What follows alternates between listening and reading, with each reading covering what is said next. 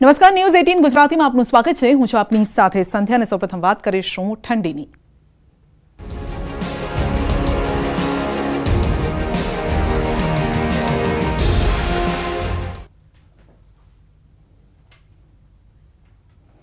ઠંડીને લઈ હવામાન વિભાગની આગાહી છે. આગામી 7 દિવસ વાતાવરણ સૂકું રહેશે. લઘુત્તમ તાપમાનમાં કોઈ ફેરફાર નહીં જોવા મળે. પવનની દિશા ઉત્તર પૂર્વથી પૂર્વ તરફ. નલિયામાં સૌથી ઓછું 9 ડિગ્રી તાપમાન, અમદાવાદમાં 15 ડિગ્રી તાપમાન. તો જાન્યુઆરીથી માર્ચ મહિનામાં પણ પડી શકે છે કમોસમી વરસાદની વાત કરીશું, પરંતુ હાલ ઠંડીનો ચમકારો જોવા મળશે અને કેટલાય જે शहरों છે તે ठुठवाई जैसे. आने वाला अगले 7 दिन तक मौसम शुष्क रहने का पूर्वानुमान दिया गया है और जो लघुत्तम तापमान है वो भी नो लार्ज चेंज में दिया गया है. जो सबसे कम तापमान रिकॉर्ड हुआ है नालिया में 9 डिग्री सेंटीग्रेड और अहमदाबाद में जो लघुत्तम तापमान रिकॉर्ड हुआ है वो 15 डिग्री सेंटीग्रेड है और पवन का जो दिशा था अभी उत्तर पूर्व से पूर्व है. तो जान्युआरीથી मार्च महीना दरमियान पड़ी શકે છે કમોસમી વરસાદ. જાન્યુઆરી મહિનામાં માવઠાની હવામાન વિભાગની આગાહી છે. કેટલાક વિસ્તારમાં સામાન્ય વરસાદ પણ પડી શકે છે. સૌરાષ્ટ્ર, કચ્છ અને ઉત્તર ગુજરાતના કેટલાક ભાગમાં વરસાદ થઈ શકે છે.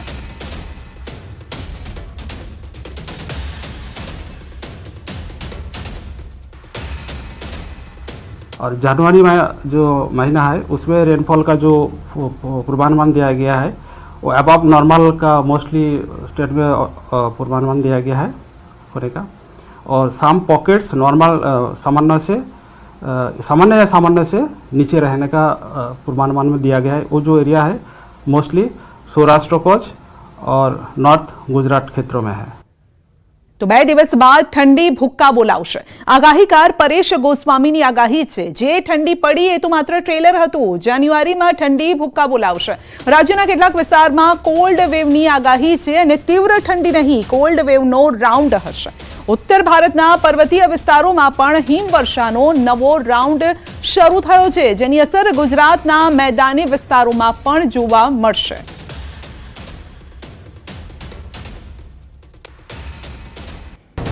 નવા વર્ષે ઠંડીનો નવો રાઉન્ડ. એટલે લગભગ આપણે 4 અથવા તો 5 જાન્યુઆરીથી ફરીથી પાછો ઠંડીનો રાઉન્ડ ચાલુ થશે અને એ આપણે આગોતરા એંધાણની અંદર પણ આપણે જણાવ્યું હતું કે 4 અથવા તો 5 જાન્યુઆરીથી ફરીથી એક ઠંડીનો રાઉન્ડ આવશે. ડિસેમ્બર કરતા કાતિલ ઠંડી જાન્યુઆરીમાં આવવાનો છે અને એ મોટો ઠંડીનો રાઉન્ડ હશે. એ તીવ્ર ઠંડી નહીં પણ કોલ્ડ વેવનો રાઉન્ડ હશે. ઠંડી હવે બરાબરના ભૂક્કા કાઢશે. ડિસેમ્બર મહિના દરમિયાન આપણે તીવ્ર ઠંડીનો સામનો કર્યો છે, પણ હવે તીવ્ર ઠંડી કરતા પણ ઠંડી વધશે. 5 તારીખથી લઈને 15 જાન્યુઆરી સુધી જે ઠંડી હશે એ તીવ્ર ઠંડીથી આગળ નીકળીને કોલ્ડ વેવના રાઉન્ડમાં પરિવર્તિત થશે. સાંભળી આ આગાહી. ઠંડી હજુ વધુ ભૂક્કા બોલાવશે. ડિસેમ્બરમાં તો ટ્રેલર હતું, પરંતુ અસલી ઠંડી તો હવે જાન્યુઆરી મહિનામાં પડવાની છે. ઉત્તર ભારતના પહાડી વિસ્તારોમાં ભારે હિમવર્ષાની સીધી અસર 4 જાન્યુઆરીથી ગુજરાત પર જોવા મળશે. 4 અથવા તો 5 તારીખથી ફરીથી પાછું ઠંડીનો રાઉન્ડ ચાલુ થઈ જશે. કેમ કે અત્યારે જે ઉત્તર ભારતના જે પહાડી પ્રદેશો છે, જમ્મુ કાશ્મીર અને લેહ લદ્દાખ જેવા વિસ્તારો, હિમાચલના વિસ્તારો છે, એ તમામ વિસ્તારો ઉપર આવતીકાલથી બરફ વરસાદ પણ ફરીથી મજબૂત થવા જઈ રહી છે. કેમ કે અત્યારે બેક ટુ બેક WD પસાર થઈ રહ્યા છે. એમાં એક મજબૂત WD છે હવે જમ્મુ કાશ્મીર નજીક પહોંચવાની તૈયારી છે. લગભગ આવતીકાલ અથવા તો પરમ દિવસ એટલે કે 1 જાન્યુઆરી અથવા તો 2 જાન્યુઆરીથી ફરીથી પાછી કાશ્મીર અને હિમાચલના વિસ્તારો ઉપર બરફ વરસાદો ચાલુ થઈ જશે અને જેવી ત્યાં એ બરફ વરસાદો થશે એટલે લગભગ આપણે 4 અથવા તો 5 જાન્યુઆરીથી ફરીથી પાછો ઠંડીનો રાઉન્ડ ચાલુ થશે. હજુ તો રાજ્યમાં આ ઠંડીનું ટ્રેલર છે. પૂરું પિક્ચર હવે જોવા મળશે. હવામાન આગાહીકારોનું માનીએ તો એક પ્રચંડ કોલ્ડ વેવ આવી રહ્યો છે, જે મોસમનો મૂડ બરાબરનો બગાડશે. એના કરતા 4 અથવા તો 5 જાન્યુઆરીથી જે ઠંડી ચાલુ થશે એ લગભગ 15 જાન્યુઆરી સુધીનો એક લાંબો રાઉન્ડ હશે. 10 અથવા તો 11 દિવસનો આ ઠંડીનો રાઉન્ડ હશે. એક મોટો ઠંડીનો રાઉન્ડ છે એ આવવાનો છે અને એ મોટો ઠંડીનો રાઉન્ડ હશે એ તીવ્ર ઠંડી નહીં પણ કોલ્ડ વેવનો રાઉન્ડ હશે. જેવી રીતે આપણે ડિસેમ્બર મહિનામાં જે ઠંડીનો અહેસાસ કર્યો હતો એમાં મોટા ભાગે આપણે ચાલુ ડિસેમ્બર મહિનામાં આજે ડિસેમ્બરનો છેલ્લો દિવસ છે ડિસેમ્બર મહિના દરમિયાન આપણે તીવ્ર ઠંડીનો સામનો કર્યો છે, પણ હવે તીવ્ર ઠંડી કરતાં પણ ઠંડી વધશે. 5 તારીખથી લઈને 15 જાન્યુઆરી સુધી જે ઠંડી હશે એ તીવ્ર ઠંડીથી આગળ નીકળીને કોલ્ડ વેવના રાઉન્ડમાં પરિવર્તિત થશે. એટલે હવે આપણે કોલ્ડ વેવનો રાઉન્ડ આવવાનો. તો રાજ્યમાં 2 દિવસમાં અકસ્માતમાં 10 લોકોના મોત થયા છે. આજે અકસ્માતમાં 5 લોકોના મોત થયા. ગઈકાલે અકસ્માતમાં 5 લોકોના મોત થયા હતા અને 2 દિવસમાં ટ્રકની અડફેટે 4ના મોત. રાજ્યમાં રફતારના રાક્ષસો રસ્તા પર બેફામ બન્યા છે અને રસ્તા પર બેફામ દોડી રહેલા ટ્રક ચાલકોએ અનેક લોકોના જીવ લીધા અને છતાં પણ લગામ નથી. અમદાવાદમાં અકસ્માતમાં દંપતીનું મોત નીપજ્યું છે, જ્યારે કે વડોદરામાં કન્ટેનર ચાલકે અડફેટે લેતા 2 યુવકના મોત થયા છે. પરિવાર પર જાણે કે આપ ફાટી પડ્યું હોય તેવી સ્થિતિ સર્જાઈ છે અને બીજી તરફ બનાસકાંઠામાં અકસ્માતમાં 3 લોકોના મોત થયા, જ્યારે કે દ્વારકામાં અકસ્માતમાં 2 મહિલાના મોત નીપજ્યા છે અને આ તરફ દાહોદમાં અકસ્માતમાં 1નું મોત થયું છે. મહેસાણામાં પોલીસ વાન સાથે બાઇક ચાલકનો અકસ્માત સર્જાયો.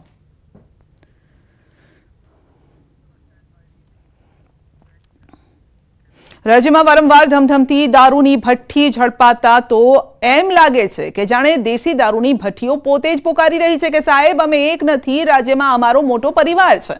ધમધમતી ભઠ્ઠીના દ્રશ્યો કહી રહ્યા છે કે અમે આજકાલની ધમધમતી ભઠ્ઠીઓ નથી, કદાચ અમે લાંબા સમયથી ધમધમી રહેલી ભઠ્ઠીઓ છે, પરંતુ અમને ઠારવા વાળું આજ સુધી કોઈ મળ્યું નથી. એસએમસી અને એલસીબીની ટીમ આવી અને ધમધમતી ભઠ્ઠીઓ કાયમી માટે બુઝાવી દીધી. જાણે સ્થાનિક પોલીસને તો ભઠ્ઠીઓનો ધુમાડો દેખાતો નથી. ક્યાંક આ ભઠ્ઠીઓના આશીર્વાદ સ્થાનિક પોલીસને તો નથી મળી રહ્યા અને આવા અનેક સવાલ લોકો ઉઠાવી રહ્યા છે. છેલ્લા 5 દિવસમાં 4 જેટલી જગ્યાએથી દેશી દારૂની ધમધમતી ભઠ્ઠીઓ ઝડપાઈ છે અને તેમાં પણ સૌથી મોટી વાત તો એ છે કે 5 દિવસમાં સુરેન્દ્રનગરમાંથી જ 2 જગ્યાએથી દેશી દારૂની ભઠ્ઠી ઝડપાઈ છે. એ પણ 1-2 લીટર નહીં, હજારો લીટર દેશી દારૂ સાથે દારૂ બનાવવામાં આવતો હતો અને ત્યારે દ્વારકાના બરડા ડુંગરમાંથી પણ ફરી એકવાર દેશી દારૂની હાટડી ઝડપાઈ છે. સાબરકાંઠામાંથી મોટી માત્રામાં દેશી દારૂ બનતો ઝડપાયો છે. બીજી તરફ રાજકોટના સેન્ટ્રલ પોઈન્ટમાં ભર બજારો ધમધમતા રોડ પર નશેડીઓ ધમાલ મચાવી રહ્યા છે અને આસપાસના લોકોએ ટકોર કરી તો જાણે મહારાજા હોય તેમ રોડ પર જ સૂઈ ગયા. સવાલ હવે એ થાય છે કે દારૂબંધી હોવા છતાં બુટલેગર અને નશેડીને પોલીસનો કેમ ડર નથી લાગતો.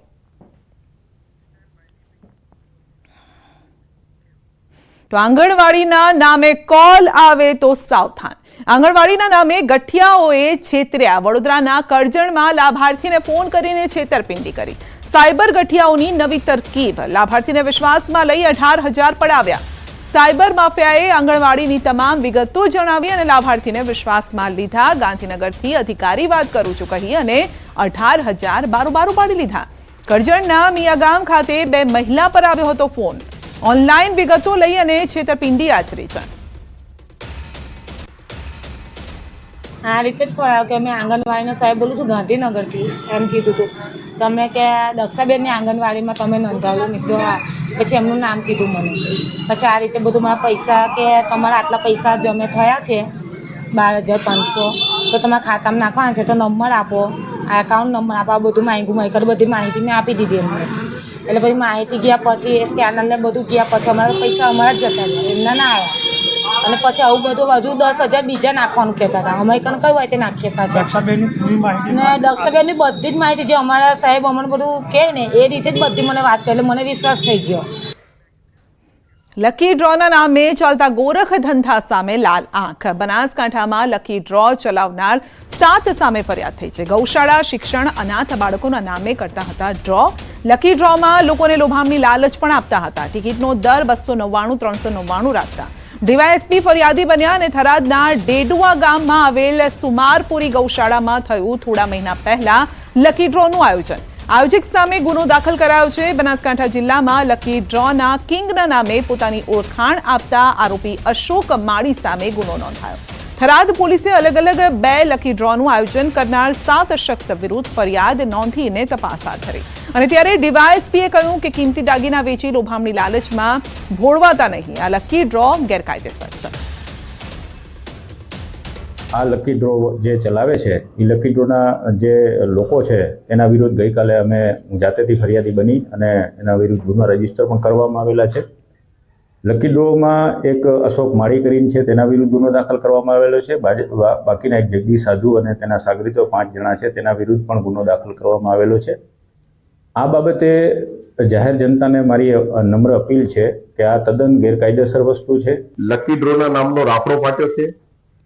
એ રાફડામાં ગરીબો, મધ્યમ વર્ગ અને મજૂરો એનો ભોગ બની રહ્યા છે અને આ લકી ડ્રોના નામે આયોજકો પોતે કરોડપતિ થવા માટે કરી અને શોર્ટકટમાં કરોડપતિ બનવા માટે લોકોને ગુમરાહ કરી અને લાખો ટિકિટો વેચી અને પોતે કરોડપતિ બની રહ્યા છે અને જે ખરેખર બિનકાયદેસર છે, ગેરકાનૂની છે. સુરતમાં 7મા ધોરણમાં અભ્યાસ કરતી વિદ્યાર્થીની સાથે છેડતીની ઘટના બની છે. સુરતના સચિન વિસ્તારમાં બની ઘટના. સ્કૂલ વાહન ચાલકે ઘેનયુક્ત ચા પીવડાવી અને છેડતી કરી. 3 દિવસથી છેડતી કરતો હોવાની ફરિયાદ થઈ છે. તો માતા પિતાએ સચિન પોલીસ મથકે ફરિયાદ પણ નોંધાવીને પોલીસે આરોપીની ધરપકડ કરી છે.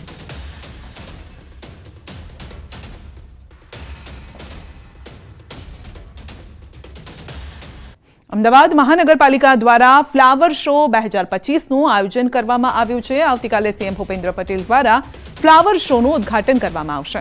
3 તારીખથી 22 તારીખ સુધી ફ્લાવર શોનું આયોજન કરવામાં આવ્યું છે અને આ અનુસંધાને મેયર પ્રતિભા જૈન દ્વારા પ્રેસ કોન્ફરન્સનું આયોજન કરવામાં આવ્યું છે, જેમાં તેમણે કહ્યું છે કે 2024માં 20 લાખથી વધુ લોકોએ મુલાકાત લીધી અને જ્યારે આ વખતે કુલ 6 ભાગમાં ફ્લાવર શો જોવા મળશે.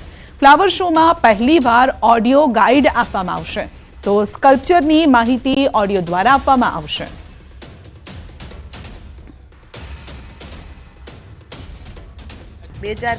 નો ફ્લાવર શો અનેક નવી પ્રતિકૃતિઓ અને નવા વિચારોનું એક પ્રદર્શન છે. પ્રકૃતિ અને ભવિષ્યના ભારતને સાર્થક કરતા આ વર્ષના ફ્લાવર શોને કુલ 6 ભાગમાં વહેંચવામાં આવ્યો છે. આ 6 ભાગ અનુક્રમે દેશની વૃદ્ધિ અને વિકાસ, સર્વ સમાવેશીપણું અને સસ્ટેનેબલ ભવિષ્ય તરફની પહેલ, સંસ્કૃતિ અને વારસો, ફ્લાવર વેલી તેમજ ભવિષ્યના માર્ગને પ્રદર્શિત કરે છે. અમદાવાદ સિવિલ હોસ્પિટલના વર્ષ 2024ના આંકડા સામે આવ્યા છે અને 2024ના વર્ષમાં સિવિલ હોસ્પિટલમાં 11 લાખથી વધુ ઓપીડી નોંધાઈ છે, જે વર્ષ 2023 કરતાં 15% વધુ નોંધાય છે. 2024માં 11 લાખ ઓપીડીમાંથી 1 લાખથી વધુ લોકોને સારવાર માટે એડમિટ કરાયા હતા અને સિવિલ હોસ્પિટલમાં એક વર્ષમાં 56,000 સર્જરી કરવામાં આવી, જ્યારે કે એક વર્ષમાં 8,500 ડિલિવરી કરવામાં આવી. સિવિલ હોસ્પિટલમાં છેલ્લા 1 મહિનામાં ડેન્ગ્યુના 29, કમળાના 233, મેલેરિયા સાદો 12 કેસ, વાયરલના 378 કેસ નોંધાયા છે. સિવિલ હોસ્પિટલના 2024ના ડેટાની જો વાત કરીશ તો 11 લાખથી વધારે લોકોએ ઓપીડીની સારવાર લીધી છે. 1 લાખ અને અંદાજિત 5,000 લોકોએ ઇન્ડોર દર્દી તરીકે સારવાર લીધી છે. 56,000થી વધારે સર્જરી થઈ છે. 850થી વધારે ડિલિવરી થઈ છે. એક્સરેની વાત કરશું તો 4 લાખથી વધારે એક્સરે અહીંયા કરવામાં આવ્યા છે. 14,000થી વધારે સીટી સ્કેન અને અંદાજિત 7,000 જેટલા એમઆરઆઈ થયા છે. અને બ્લડ ટેસ્ટની વાત કરીશ તો 30 લાખથી વધારે બ્લડ ટેસ્ટ સિવિલ હોસ્પિટલમાં કરવામાં આવ્યા છે. બોટાદના રાણપુરમાં બાળકીઓને વીજ શોક લાગવાના મામલે પોલીસ ફરિયાદ નોંધાઈ છે. રાણપુરના ધારપીપળા રોડ પર આવેલ વાડીના ઇજારદારે ઝટકા વાયરમાં વીજ પોલ ગોઠવ્યો હતો અને આ વાડીમાં બોર વીણવા ગયેલ 2 બાળકોને વીજ શોક લાગ્યો હતો, જેમાં એક બાળકીનું મૃત્યુ નીપજ્યું, જ્યારે કે બીજી બાળકી ગંભીર રીતે ઇજાગ્રસ્ત થઈ છે અને જે મામલે બાળકીના પિતાએ વાડીના માલિક સામે ફરિયાદ નોંધાવી છે અને જેથી પોલીસે વાડી માલિક સામે ફરિયાદ નોંધી કાર્યવાહી હાથ ધરી છે.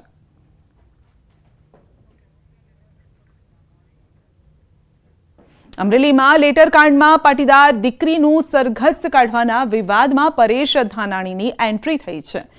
તો ધાનાણીએ પોતાના કવિતાના અંદાજમાં ટ્વીટ કર્યું અને લાજ લેનાર સામે લડી લેવાની ચીમકી ઉચ્ચારી છે.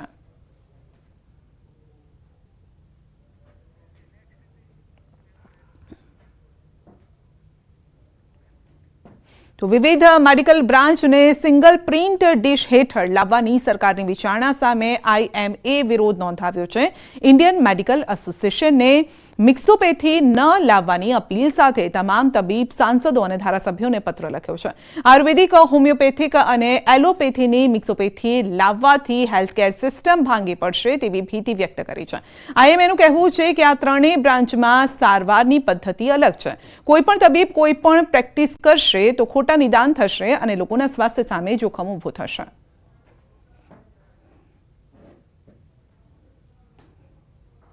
10 વર્ષ સુધી જે માણસ મોડર્ન મેડિસિન ભણ્યો હોય એ મોડર્ન મેડિસિનની પ્રેક્ટિસ કરે એ વ્યાજબી વસ્તુ છે.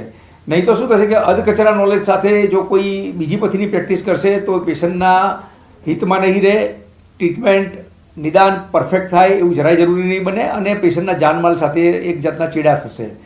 IMA એના માટે ગુજરાતના તમામ પક્ષથી પર થઈને MP અને MLAને કાગળ લખ્યો છે અને એની રજૂઆત કરી છે કે આ ટાઈપનું કોઈ પણ એક્ટિવિટી એ ચલાવી. બુલેટિનમાં આગળ વધીશું નાનકડા બ્રેક બાદ.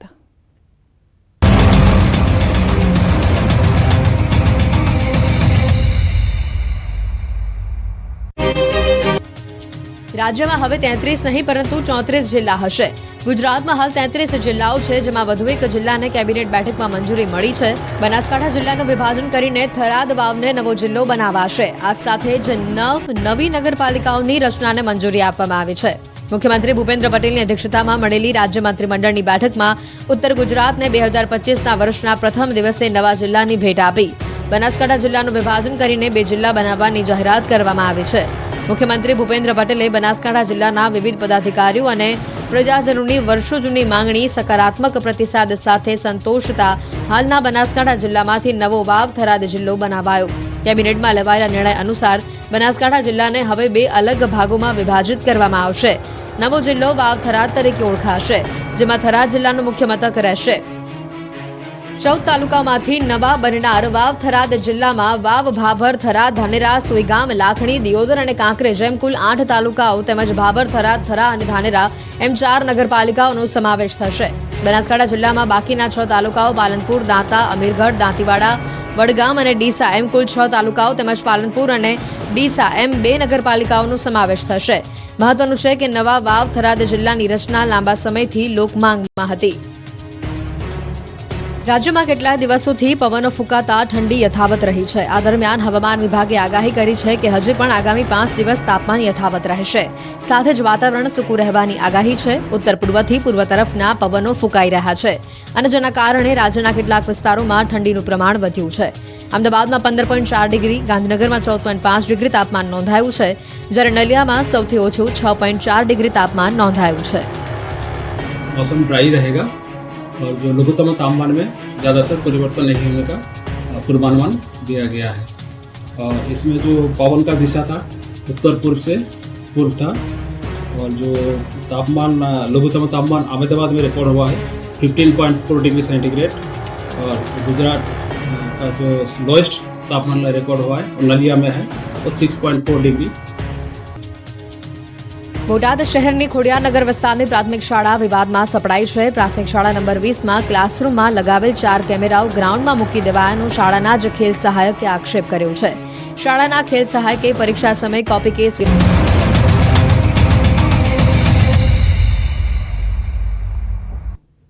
બ્રેક બાદ આપનું સ્વાગત છે. ટેકાના ભાવે વેચાણ માટે આવેલી ખેડૂતોની મગફળીની ચોરી. જી હા, ધોરાજીમાં ગત રાત્રે લાઇનમાં ઉભેલા વાહનોમાંથી મગફળીની ચોરી થઈ છે. ટ્રેક્ટરમાંથી મગફળી અને વાહનના ટોલ્સ ચોરાઈ ગયા. ચોરોએ ખેડૂતોના વાહનમાં પંચર કર્યો હોવાનો આક્ષેપ છે અને કેન્દ્ર પર કોઈ વ્યવસ્થા ન હોવાનો ખેડૂતોનો આરોપ છે. ધોરાજી તાલુકા પોલીસ સ્ટેશન હદ વિસ્તારનો આ બનાવ છે. ભોગ બનેલા ખેડૂતોએ સૂત્રોચ્ચાર કરી સુરક્ષાની માંગ કરી છે. પોરબંદર રાજકોટ નેશનલ હાઈવે પર અતુલ મિલમાં સરકાર કરી રહી છે ટેકાના ભાવે ખરીદી. ખેડૂતોને 1 દિવસ અગાઉ બોલાવી લેવામાં આવતા હોવાનો આરોપ છે. કડકડતી ઠંડીમાં આખી રાત કેન્દ્ર બહાર વાહનો લાઇનમાં ઊભા રહ્યા અને હેરાન પણ થઈ રહ્યા છે ખેડૂતો, તેવો આરોપ લગાવી રહ્યા છે. આ લોકો રાતના 1 થી 2 ના ગાળામાં રાતે ચોરી થઈ છે. મારું મેસી ટ્રેક્ટરમાં ટેપ વહી ગયું છે. 2-4 લોકોના અહીંયા કારણે મગફળી ચોરી થઈ ગઈ છે અથવા ટ્રેક્ટરના પંચર એ લોકો કરી નાખે છે. સુયા મારીને વહી જાય છે. ડર લાગે છે ખૂબ જ. આ થોડુંક સરકારને અપીલ છે કે અમારી સુરક્ષા કરે અહીંયા કરે. તો અંગે વધુ અપડેટ મેળવીશું સંવાદદાતા મુનાફ પાસેથી. જી મુનાફ, ટ્રેક્ટરમાં રહેલી મગફળીની ચોરી થઈ ગઈ. ચોક્કસ, બિલકુલ સંજ્યા. જે રીતે ધોરાજીના ટેકાના ભાવે મગફળી વેચવા માટે ખેડૂત મગફળી લઈ અને ગત રાત્રે આવ્યા હતા. તે મગફળી કેન્દ્રના બહાર રાત્રેના લાઇનમાં ઉભેલા મગફળી ભરેલ વાહનોમાંથી મગફળીની બોરીઓ ચોરી થઈ હતી. ધોરાજી પોલીસ સ્ટેશનની હદ વિસ્તારમાં જ આ બનાવ બન્યો હતો.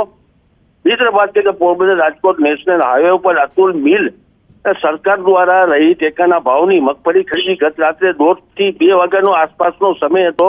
ટ્રેક્ટરમાંથી મગફળી અને વાનમાં પંચર કરી અને મગફળીની ચોરી કરવામાં આવી છે. ચોરી કરવામાં આવેલ ચોરીએ ખેડૂતના વાનમાં પણ કર્યું હોવાનો ખેડૂતોએ આક્ષેપ કર્યો છે. ખેડૂતે આક્ષેપના ટેકાના ભાવમાં મગફળી વેચવા માટે આવેલા હતા. કેન્દ્ર પરથી આ બનાવ બન્યો હતો, જેને લઈને અત્યારે ખેડૂતો રોષમાં જોવા મળ્યા હતા. જી સંધ્યા. જી, આપનો આભાર.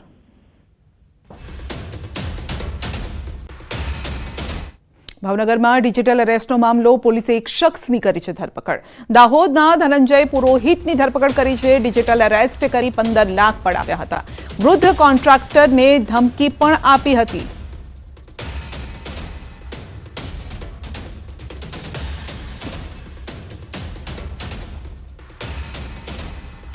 તો રાજ્યમાં ડિજિટલ અરેસ્ટના કેસ વધી રહ્યા છે ને જ્યાં અમદાવાદ ખાતે ડિજિટલ અરેસ્ટ મામલે સાયબર ક્રાઇમની કાર્યવાહી હાથ ધરવામાં આવી છે. તો રશિયન આરોપીની સાયબર ક્રાઇમે ધરપકડ કરી છે. અગાઉ 2 આરોપીઓની પણ ધરપકડ કરી હતી. તો ગેટકીપર તરીકે રહી બેંક એકાઉન્ટ ધારક હોટલમાં રાખતો હતો અને આખું કારસ્તાન રચતો હતો. તો આ ઘટનામાં આરોપીએ ફરિયાદી પાસેથી 17 લાખ પડાવ્યા છે. અમારી પાસે એક ફરિયાદી આવ્યા હતા જેમને 17 લાખનું એક ડિજિટલ અરેસ્ટ થયું હતું, જેના અનુસંધાને આપણે સાયબર ક્રાઇમ પોલીસ સ્ટેશનમાં ફરિયાદ દાખલ કરી હતી. હવે એમાં એક કસ્ટમ ઇન્સ્પેક્ટરની ઓળખ આપીને અને પાર્સલમાં ડ્રગ્સ મળ્યા છે એ રીતે આ ફરિયાદીને ડિજિટલ અરેસ્ટ કર્યો હતો. એમાં અમે જે અકાઉન્ટ હોલ્ડર છે એની પૂછપરછને એને અરેસ્ટ કર્યું હતું ત્યારે અમને ખબર પડી કે એક રશિયન વ્યક્તિ છે જેનું નામ છે એન્ટોલિવ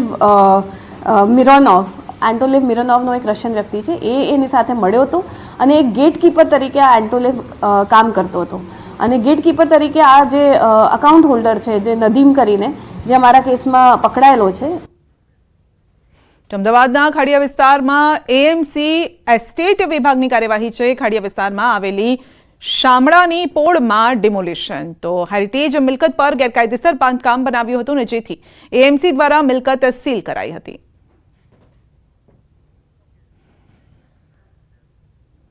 સુરતમાં એએમએનએસ કંપનીમાં આગનો મામલો છે. કંપનીને અપાઈ ક્લોઝર નોટિસ. કંપનીના કેરોક્સ 2 પ્લાન્ટને બંધ કરાવ્યો. ઇન્ડસ્ટ્રીયલ સેફ્ટી વિભાગને આપી નોટિસ. જિલ્લા કલેક્ટર આગ મામલે સોંપી તપાસ.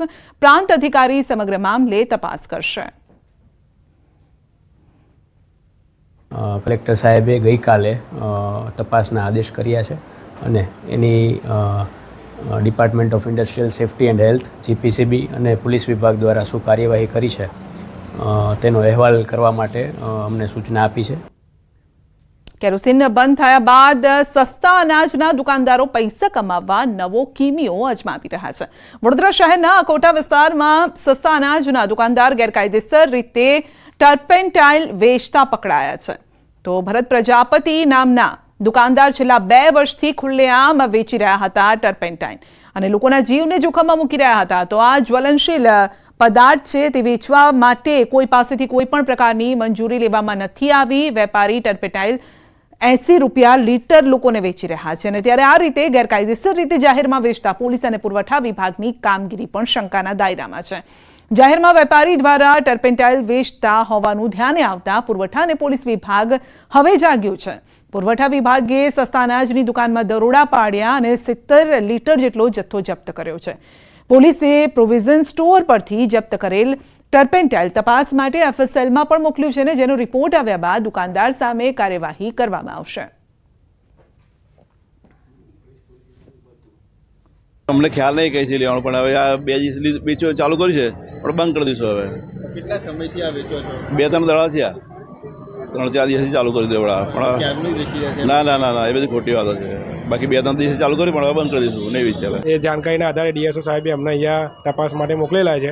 હાલ અમો જે વેચાણ કરે છે દુકાનદાર એમનો રૂબરૂ જવાબને લઈ રહ્યા છે અને એમની દુકાનની જે છે નિયમ અનુસાર તપાસણી કરીશું અને જે આ જ્વલનશીલ પદાર્થ છે એને હાલ અમે અમારા કબજે લઈશું અને અમારો જે તપાસ રિપોર્ટ છે અમે અમારા ડીએસઓ સાહેબને સબમિટ કરીશું અને આગળની કાર્યવાહી પછી ડીએસઓ સાહેબ એક તરફ છોટાઉદેપુર જિલ્લામાં રોજગારી માટેના સ્ત્રોત ખૂબ જ ઓછા છે અને બીજી તરફ છોટાઉદેપુરનો એકમાત્ર ઉદ્યોગ ડેલોમાઇટને મંદીનું ગ્રહણ લાગ્યું છે. ગરીબ વર્ગની જીવાદોરી સમાન ખાણની લીઝોને જાણે કે મંદીનું ગ્રહણ લાગ્યું છે. ઘણા સમયથી મંદીના કારણે ખાણોને અસર તો થઈ રહી છે અને સાથોસાથ ફેક્ટરીઓને પણ સીધી અસર થઈ રહી છે.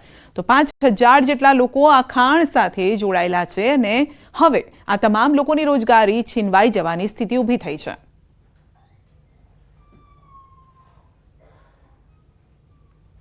છેલ્લા ઘણા ટાઈમથી ડોલોમાઇટ ઉદ્યોગ ડગુમગુ થઈ રહ્યો છે આર્થિક મંદીના કારણે. હવે જો અમે પ્રોડક્શન પૂરતા પ્રમાણમાં કરીએ તો અમારો માલ પ્રોસેસિંગ યુનિટમાં જતો નથી, કારણ કે સામે પ્રોસેસિંગ યુનિટવાળાનો પાવડર બી જતો નથી ને પ્રોસેસિંગ યુનિટવાળાને સામે ભાવ મળતા નથી. એ રીતના અમારે માઇનિંગમાં ભાવ તો અમને મળે જ છે, પણ અમારા પ્રોડક્શન પર સીધી અસર થાય છે ભાવના હિસાબ. 4-5 ગામડાના માનું અહીં મંજૂરી જંગલમાં આવે, ટકારા ઉછેલો આવે, કોઈ ઉધડ્યા છે ઉધડ્યું કામ કરવા આવે, બરાબર, ઉધડ્યું બી કામ કરે, પણ સરકાર કોઈક ના પાડી દીધું એટલે લોકો બધા ભયર સોરું માંડીકને પણ બધા રસ્તા બંધ થઈ ગયા. આ મજૂરી અચાનક બંધ થાય તો આ વિસ્તારના લોકોને મજૂરી કરવા માટે કઈ જવું, જે તે અધિકારી જે કોઈ કર્મચારી આની નોંધ કરે અને લોકોને રોજગાર મળે એવું કામ થાય એવી અમે આશા રાખીએ છીએ. જે મંદીની વાત છે, મંદી તો દર વર્ષે દિવાળી પછી 2 મહિના આવતી હોય છે. ગયા વર્ષે એ લોકોએ હડતાલ પાડી હતી માઇનિંગની, ને હડતાલ પાડ્યા પછી ને હડતાલ પાડવાથી છોટાઉદેપુરના તમામ આદિવાસી જે લેબર કામ કરતા હોય છે એ છોટાઉદેપુરમાંથી હિજરત કરે છે.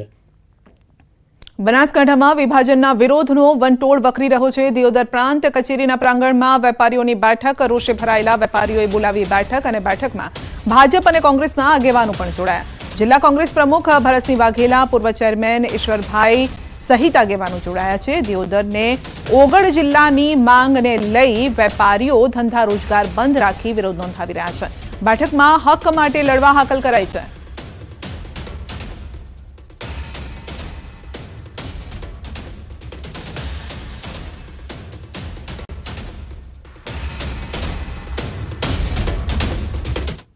અમદાવાદમાં વોર્ડ પ્રમુખના વિવાદનો મામલો છે અને રામ પ્યારે ઠાકુરને વોર્ડ પ્રમુખમાંથી દૂર કરાયા. પ્રમુખ બનવા આપ્યા હતા જન્મના પ્રમાણપત્ર.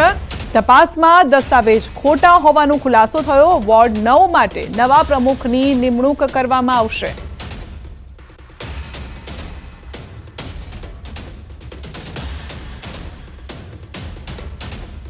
બુલેટિનમાં અત્યારે બસ આટલું જ. રજા આપશો. નમસ્કાર.